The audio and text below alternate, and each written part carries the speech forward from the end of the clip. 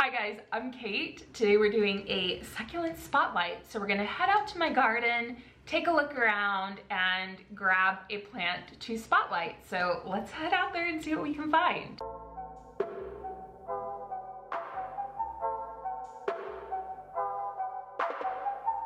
Okay guys, so we grabbed the Irish bouquet.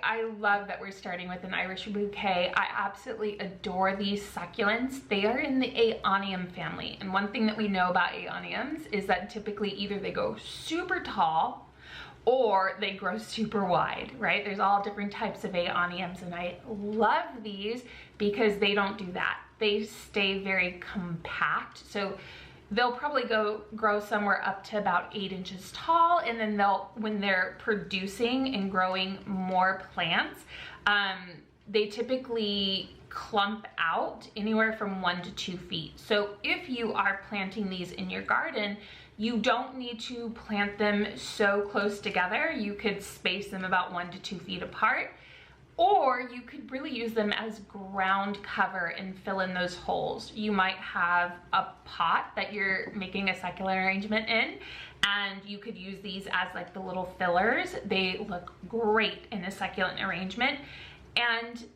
Or you could use them around your garden where you need to fill space. And these are they're such givers, you guys. Once they are established, which usually if you put them in ground, it usually takes them a couple weeks or so, especially if they've been freshly cut. If there's no root system on them, it's gonna take them a little bit of time to figure out where they are. But once they do, they start producing. Now, they are happiest with morning sun, afternoon shade, as most succulents are. The afternoon sun is just too harsh for them, but morning sun is going to do them really great. Now here in zone 10, succulents grow so simple, you guys.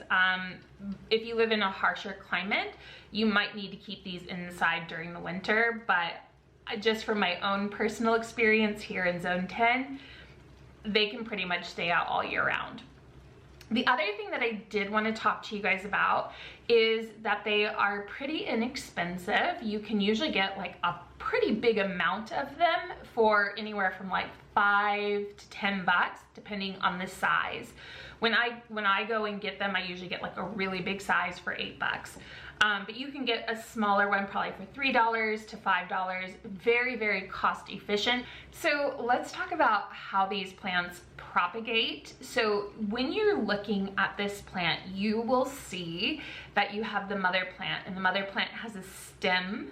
It almost looks like think of it like a tree with its trunk, and off of that stem you're gonna find shoots of new plants, new baby plants.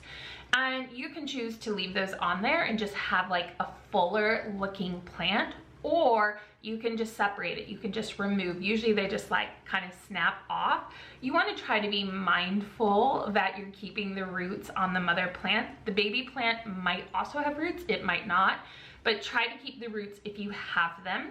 And then I usually plant the baby somewhere near the mother so they don't get lonely. Just kidding. They produce really rapidly. They are fantastic plants to add to your collection.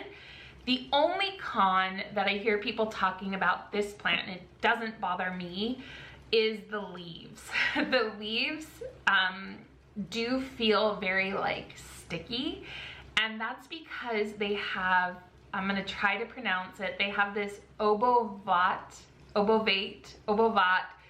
spatulate type of a leaf, and so it does have a very sticky feel to it, and that is probably the biggest con that I hear people talk about when they are talking about this plant. But anyway, if you are looking for a great succulent, this is a good one to start with. I think you would not be disappointed. So you guys, that's such a minor con, but I do know some people have issues with texture and whatnot.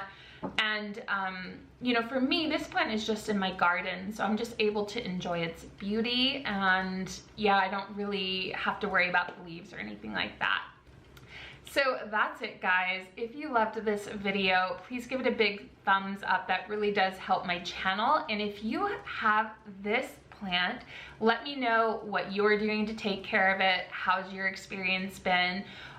Or if you still have questions, you can drop them down below. If you would like to see a specific plant in a future video, you can also ask that down below. And I'm so happy that you were here, and I'll see you in the next one.